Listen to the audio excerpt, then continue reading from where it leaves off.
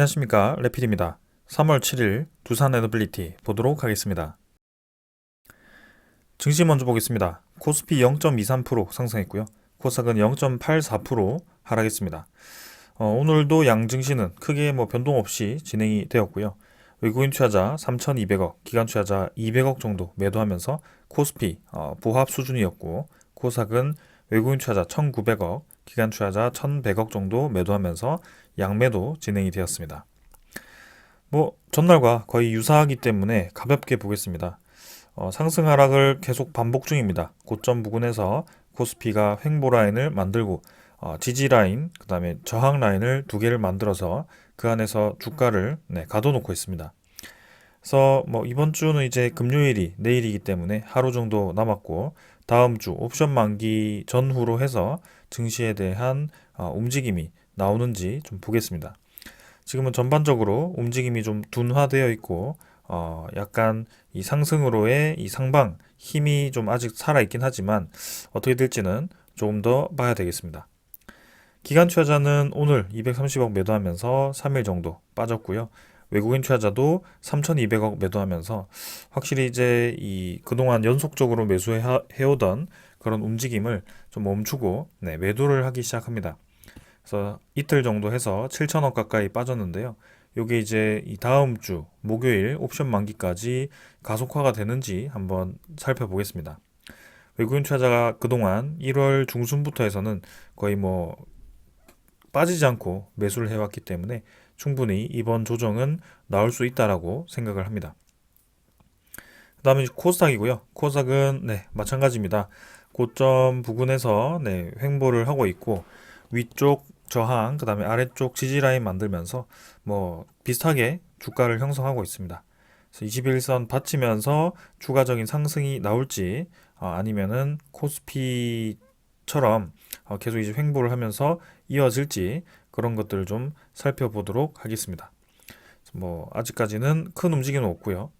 기관 투자자 여전히 매도를 계속하고 있습니다. 1,100억 정도 매도하였고, 외국인 투자자도 1,900억 정도 매도하면서 2,000억 가까이 매도했습니다. 그래서 기관 투자자 꾸준히 지금 코스닥에서 빠지고 있고, 외국인 투자자도 조금씩 나가고 있습니다. 증시 분위기는 계속 멈춰 있고, 미국 증시 약간 상승했지만 아시아 증시는 전체적으로 좀 하락을 했습니다. 환율은 1331원이고요. 오늘 조금 떨어졌습니다. 그러나 환율도 계속 정체되어 있는 모습. 그래서 미국 물가 지표가 새로 이제 발표될 때까지 좀 보합 수준으로 진행이 되고 있는 게 아닌가. 그래서 물가가 지금 잡힐 것인가 아니면 잡히지 않을 것인가에 대해서 많은 이벤트들이 기다리고 있습니다. 그래서 미국도 지금 파월 의장도 이번에 금리 인하에 대해서 다시 한번 발언을 했는데요. 마찬가지입니다. 물가 이 안정화가 확실히 이제 보이면 금리를 떨어뜨리겠다. 그게 이제 올해가 될 수 있다. 올해 6월이라고 얘기를 구체적으로 했었습니다. 근데 그 전제는 확실한 인플레 둔화라는 전제를 깔고 있습니다. 그래서 물가 지표가 예상보다 높으면 금리 인하 계속 늦추겠다라는 뜻이고요. 거기에 대해서 시장 투자자들도 아직까지는 보수적으로 시장에 접근을 하고 있는 상황입니다. 특히나 지금은 주식 시장보다는 좀 비트코인 시장에 굉장히 이제 자금이 많이 들어가 있는 것 같고요. ETF도 상장이 되기도 했고, 그 다음에 올해 이제 반감기, 비트코인 반감기라는 것이 있기 때문에 좀 그쪽으로 돈이 많이 몰린 것 같습니다. 최근에는 가치라든지 자산의 그런 이 절대적인 가치를 생각하고 투자를 하기보다는 좀 투기성 자본들이 좀 많이 움직이는 것 같습니다. 그래서 이 비트코인 같은 경우는 상당히 전체적인 가치 평가를 하기가 굉장히 어려워 보입니다. 그래서 일단은 그게 이제 반감기가 끝나고 나면 아무래도 차익 실현 물량이 좀 나오면서 주식 시장으로 좀 주도권이 오지 않을까라는 또 기대감도 해보고 있습니다. 자, 채권 금리는 4.1%고요. 다행히 점점 떨어지고 있습니다. 환율은 계속 횡보를 하지만 국채 금리는 조금씩 눌러지고 있는 상황이고요. 다시 4% 초반대로 점점 눌러져서 3% 진입을 할지 지켜보겠습니다. 이전에 큰 하락 이후에 좀 이제 반등을 하는 듯 하면서도 다시 지금 눌러지는 상황이고요. 여기서 3% 중반대까지 떨어지면서 주식시장에 좀 기회가 왔으면 좋겠습니다. 선물 지표는 미국 증시, 유럽 증시 거의 부합 수준이기 때문에 넘어가도록 하겠습니다. 그래서 오늘 특별한 사항 없었고요. 네, 내일 금요일장 그리고 다음 주는 옵션 만기 있는 날이기 때문에 천천히 또 보겠습니다. 증시가 확실하게 반등을 하기 위해서는 저런 물가 지표에 대한 이벤트가 먼저 나와야 될 것 같습니다. 그래서 물가 지표가 안정세를 찾았다라고 한다면 언제든지 이제 금리를 인하할 수 있는 그런 시기이기 때문에 지금 거기에 대한 기대감으로 다시 시장이 2차 반등을 할 수도 있습니다. 그래서 그런 것들을 계속 기다려 보겠습니다. 저는 여기까지 하고 마무리하겠습니다. 두산에너빌리티입니다. 50원 하락해서 0.3% 떨어졌고요. 15,580원입니다. 어제와 거의 가격 변동 없었기 때문에 이것도 마찬가지 빠르게 보겠습니다. 시간 거래는 거의 없었고요. 평소보다도 훨씬 적었습니다. 이제는 거래가 거의 없는 게 아닌가. 주식시장이 열렸나 싶을 정도로 거의 거래가 없습니다. 그래서 일별 이 차트도 떨어졌다가 다시 반등을 했지만 큰 의미 없는 상황. 139만 주입니다. 전체 주식수가 6억 4천만 주인데 6억 4천만 주 중에 130만 주가 거래되었습니다. 그만큼 지금 두산에너빌리티에 대한 거래가 많이 죽어 있다. 그래서 특별한 투자자 아니고서야 지금은 별로 매수 매도를 하지 않고 있다. 하다못해 이제 개인 투자자, 특히 제 영상을 보는 많은 분들도 최근에 별 움직임 없이 계속 지켜보고 계실 겁니다. 그리고 이 거래가 언제부터 죽었는지를 체크를 해보면 확실히 이제 작년 11월부터 해서 좀 빠르게 이 거래가 감소합니다. 그래서 간간히 이제 300만 주, 200만 주, 700만 주 이렇게 거래가 나오다가 이제 10월 달 넘어서서 10월 말부터 해가지고 확실히 이제 거래가 100만 주, 200만 주가 심심치 않게 나오고요. 그 뒤로 이제 계속 이렇게 거래가 죽어 있습니다. 그래서 그 시기가 이제 공매도가 금지된 그 시기와 거의 일치한다라고 보고 있고요. 그 공매도 금지와 함께 지금 이제 11월 3일 정도 요때 시장이 그렇게 진행되었습니다. 그래서 거래량이 이제 거의 없는 상황. 그래서 하루하루가 별로 의미가 없죠. 그래서 지금은 차트에 일일이 하나씩 보기보다는 추세 정도만 좀 살피면서 천천히 보는 게 좋을 것 같고요. 양온구름 타고 이제 이평선 벌리면서 좀 올라가는 듯 했는데요. 아직까지는 지금 큰 이슈를 끌지 못하고 두산에너빌리티 포함해서 관련 테마들이 큰 움직임이 없는 상황입니다.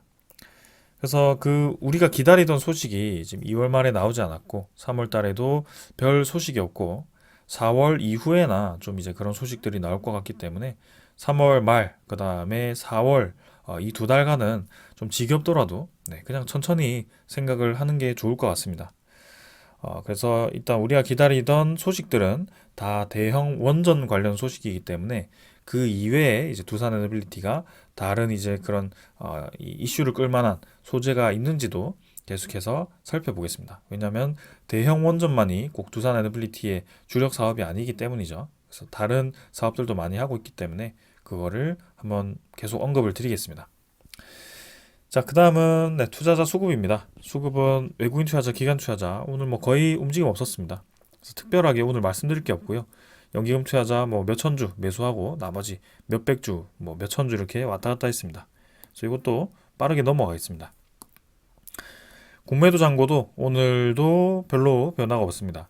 최근에는 공매도 잔고를 활용해서 주가를 눌린다라든지 주가를 상환시키면서 올린다라든지 그런 움직임보다는 그냥 계속 몇천 주, 몇만 주 이렇게 왔다 갔다 하면서 별로 의미 없는 그런 거래가 이루어지고 있습니다.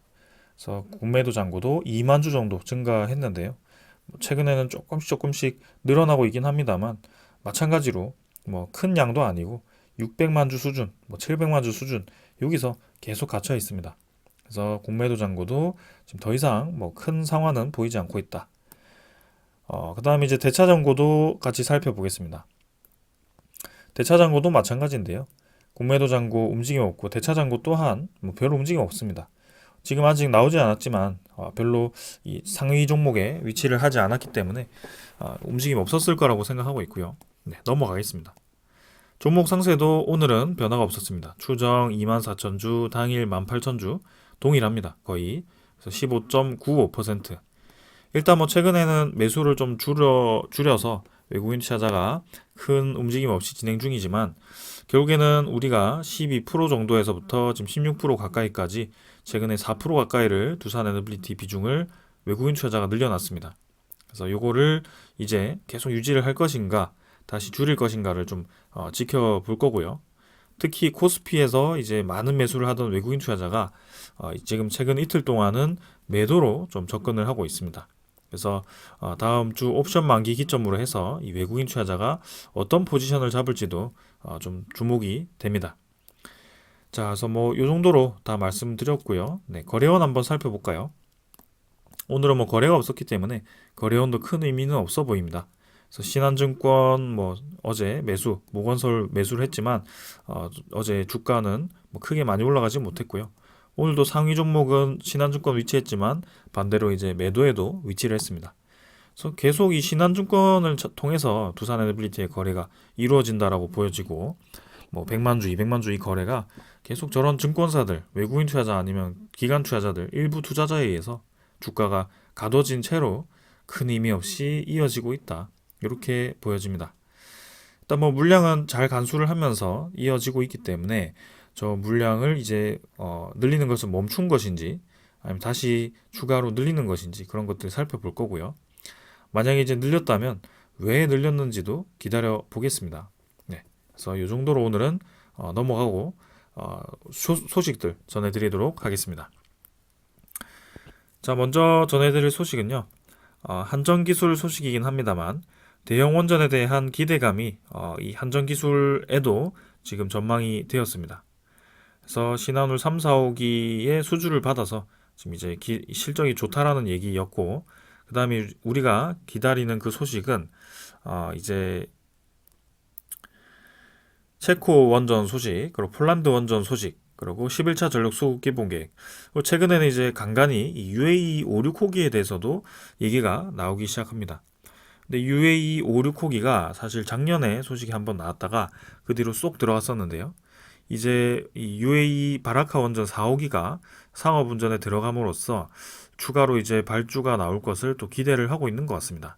왜냐하면 이미 작년쯤 해서 UAE 5,6호기에 대한 후속 호기 검토를 진행하고 있었거든요. 그래서 이 두산 에너빌리티의 IR 자료에도 대형 원전 사업에 오히려 이제 사우디 원전보다는 UAE 5,6호기가 메인으로 잡혀 있었습니다. 그래서 올해 안에 또 그 관련 소식이 들려오는지도 살펴보도록 하겠습니다. 자, 그리고 이제 우리나라가 또 네덜란드 원전을 수주를 밀고 있습니다. 아직까지는 본격적인 검토를 하진 않았지만 올해 안에 타당성 조사에 들어갈 것으로 기대를 하고 있고요. 하반기에 본격적으로 이 네덜란드 원전 수주전이 이루어질 겁니다. 근데 네덜란드 하원에서 지금 신규 원전 규모를 2기에서 4기로 확대 요구를 했다라고 하고요. 그거는 이제 이 동의를 했다라고 합니다. 하원에서. 그래서 전력 수요를 지금 이제 감당할 수 있는 그런 안정적인 에너지원으로 네덜란드도 이 원자력 발전을 선택을 한 것으로 보여지고요. 체코와 마찬가지로 이제 개수를 늘리면서 단가를 낮추거나 혹은 추가적으로 이제 원자력 발전의 그런 안정적인 전력 수급을 원하는 것 같습니다. 그래서 이런 것들은 우리나라 입장에서는 나쁘지 않은 소식이고요.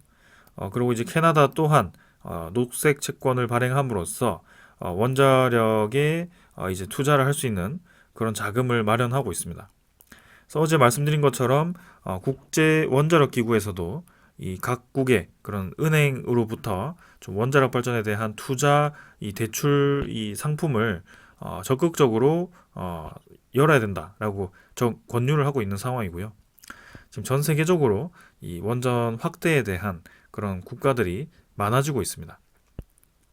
사실 뭐 200개국 중에 뭐 30개국 정도가 이제 원자력 발전에 대한 신규 건설을 검토를 하고 있다라고 해서 뭐 세계 몇 개 안 되는 국가들이 뭐 이렇게 투자를 한다라고 볼 수도 있겠지만 사실상 지금 우리나라를 포함한 OECD 국가 그리고 전 세계의 그런 이 GDP 상당 부분이 이 30개국 안에 들어가 있습니다.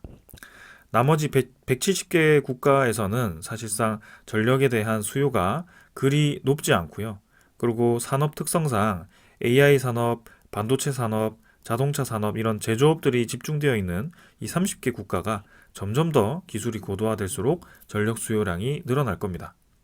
그래서 그 RE100으로 해서 이 200개 국가 중에 많은 국가들이 포함이 되어 있긴 하지만 사실상 원자력 발전이 건설 기간이 10년이 걸리고 한 기당 5조에서 6조 단위의 그런 거금이 들어가는 이 발전이고요. 그 다음에 메가와트도 1400메가와트급이기 때문에 지금 당장 이제 에너지가 필요하고 돈이 좀 적은 국가들은 사실상 원자력 발전을 투자할 이유가 없죠. 그래서 이런 나머지 국가에서는 그런 재생에너지를 적극적으로 투자할 수 있겠지만 이 30개국 이런 아주 좁은 구간에 많은 전력이 소모되는 그죠? 그러니까 면적당 전력 소모량이 큰 국가들은 원자력 발전이 필요할 수밖에 없습니다. 왜냐하면 신재생 에너지는 면적당 전력 생산량이 작거든요. 그래서 거기에 맞게 면적당 전력 생산량이 큰 그런 에너지원을 선택할 수밖에 없고, 그리고 이 웬만하면 외부의 영향을 적게 받는 그런 에너지원이 필요할 겁니다. 그게 이제 30개국 안에 이제 검토가 되고 있는 거고, 이 세계적으로 이제 그런 기구를 만들어서 이 동의를 얻고 있는 거고요. 이제는 동유럽뿐만이 아니고 서유럽에서도 검토 중이고, 우리나라 포함해서 이제는 일본, 미국도 늘리고 있고, 중국도 그렇고요. 그리고 동아시아, 동남아시아, 그다음에 뭐 아프리카 국가들, 네, 그리고 중동 국가들, 이런 국가들이 계속 검토를 하고 있는 상황입니다. 자, 그래서 우리나라도 지금 11차 전력 소국 기본 계획 아직 발표되지 않았습니다. 그러나 분명히 그 기조는 뚜렷한 것 같습니다. 산업장관이 다시 한번 원자력 발전에 대해서 경제 버팀목이다라는 얘기를 할 정도로 상당히 공을 많이 들이고 있다라고 보여지고요. 고리운전을 점검하면서 계속 운전에 대한 강조를 했다라고 합니다. 그래서 이 계속 운전이 지금 문제가 되어서 이 고준위 특별법이죠. 그게 통과가 되지 못하고 있는데요. 뭐 계속 운전을 정말 이제 유통기한이 지난 우유처럼 취급을 한다면 어쩔 수 없죠. 근데 왜 이제 다른 국가들이 그렇게 계속 운전을 수행을 하는지, 특히 이 원자력 사고를 크게 당한 일본마저도 다시 원자력 발전을 살리기 시작하는지, 그런 것들을 좀 깊이 생각해 봐야 되지 않을까라는 생각이고요. 그리고 데이터 센터에 대해서 우리나라가 선두주자로 지금 이제 나서고 있는 상황, 엔비디아의 이제 하이닉스, 삼성전자, 퀄컴, 어디죠? 마이크론이죠. 계속해서 여러분들 뉴스 접할 겁니다. 그 세계 반도체 3사 중에 두 개가 이제 SK 하이닉스, 삼성전자입니다. 그 두 개의 이 기업이 메모리 시장 1, 2위를 차지하고 있는 그 시점에 AI 데이터 센터가 무지막지하게 늘어나면 그 반도체 생산량도 무지막지하게 늘어나야 되고요. 당연히 공장 증설은 필요할 거고, 증설에 따라서 반도체 생산량이 늘어날수록 그 반도체 칩들이 다 서버로 가거나 그렇게 이제 연결이 되어서 전력 소모량이 그대로 증가하는 것입니다. 그러니까 사이클이죠. 네. 이 기업으로부터 시작해서 반도체 생산량이 늘어나고 서버량이 늘어나고 소비량이 늘어나는, 그게 전부 다 연결이 되어 있습니다. 그래서 소비량이 늘어나면 결국에는 전력 소모량이 늘어난다는 뜻이고요. 그 데이터 센터가 뭐 이 아주 크게 그죠, 뭐 우리나라의 도 하나만큼을 차지할 정도가 아니고요. 그냥 아파트 단지 하나 정도입니다. 그 조그마한 아파트 단지 하나 정도에 얼마나 많은 에너지가 들어가 있습니까? 그래서 그런 것들을 감당하기 위해서 지금 이제 미국 쪽에서부터 벌써 마이크로소프트라든지 그런 이제 이 AI 관련 그 창업주죠. 지금 이름이 기억이 안 나는데 아무튼 그런 이 사람들이 이 SMR에 대해서 검토를 하고 있고, 네, 그런 반도체 공급망에 대해서 계속 보고 있는 것입니다.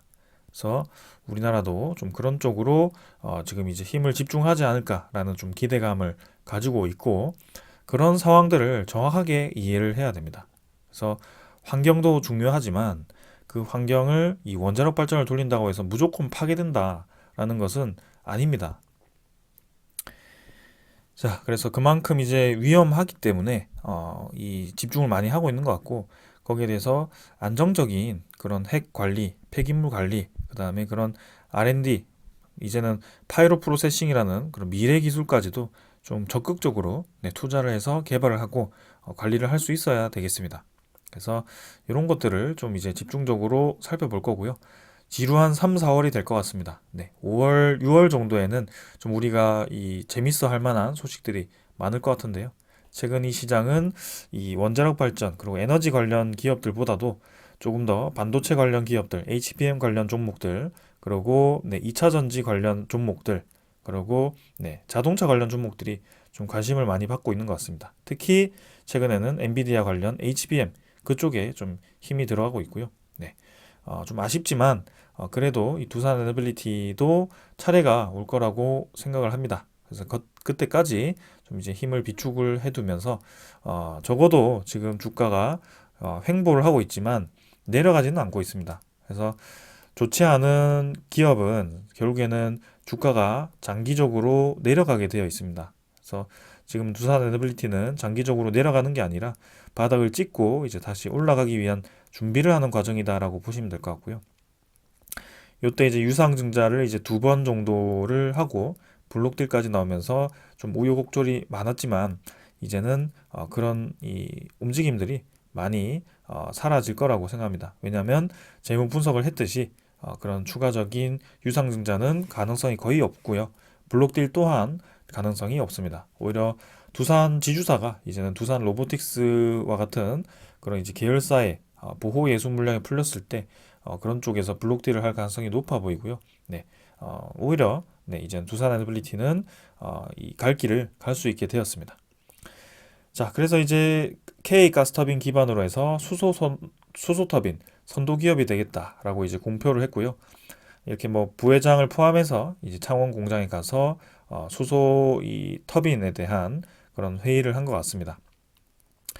사실 뭐 수소 터빈 기술이 뭐 당장 다음 달, 올해 안에, 내년에 되는 거 아닙니다. 2027년까지 가야 되고요. 400메가와트급 수소 전소 터빈 개발을 지금 하고 있습니다. 그래서 한화 이 임팩트인가요? 그쪽에서 벌써 이제 개발을 했다라고 얘기를 하고 있지만 수소 전소 성공을 했지만 이 400메가와트급이 아닙니다. 이거는 초대형급이고요.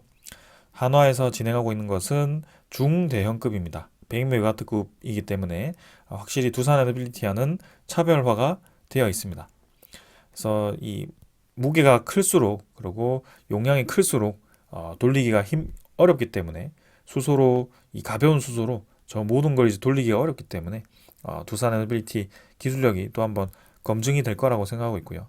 지금은 올해 전체의 이 LNG 가스터빈 수주를 상당히 높게 잡았죠. 올해는 원전 대신 가스터빈을 잡았기 때문에 그만큼 이 LNG 가스터빈 이 시장을 또 좋게 보고 있는 것 같습니다.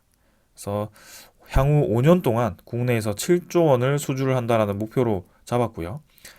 연평균 지금 뭐 1조 4천억 정도는 수주를 하겠다라는 뜻인 것 같습니다. 특히 올해는 더 많은 수주를 할 거라고 예상되고 지금 사우디 쪽에 이 LNG 대형 이 프로젝트가 있었는데 아직까지 그 소식은 없습니다. 그러나 그것도 결국에는 지금 이제 건설을 시작하지 않을까라는 기대감이 있고 또 천천히 한번 지켜보도록 하겠습니다. 이 LNG 시장은 중앙아시아, 중동, 우리나라 국내 시장, 그리고 이 베트남 쪽, 이쪽에 좀 많은 이 수요가 있기 때문에 기대를 해봐도 될 것 같습니다. 자, 오늘은 요 정도로 마무리를 하겠습니다. 그래서 특별한 움직임 없었고요. 내일도 큰 움직임이 없을 가능성이 높아 보입니다. 어쩌면 3월 말까지, 4월까지도 큰 움직임이 없을 수도 있습니다. 그러나 우리가 바라보고 있는 그 상황, 그 움직임을 계속 읽어가면서 여러분들께 그 때를 기다리면서 기다리는 그런 이 시간을 가질 거고요. 기회가 된다면 다른 종목들도 계속해서 리뷰를 진행해 보겠습니다. 자, 오늘 여기까지 하고 마무리하겠습니다. 감사합니다.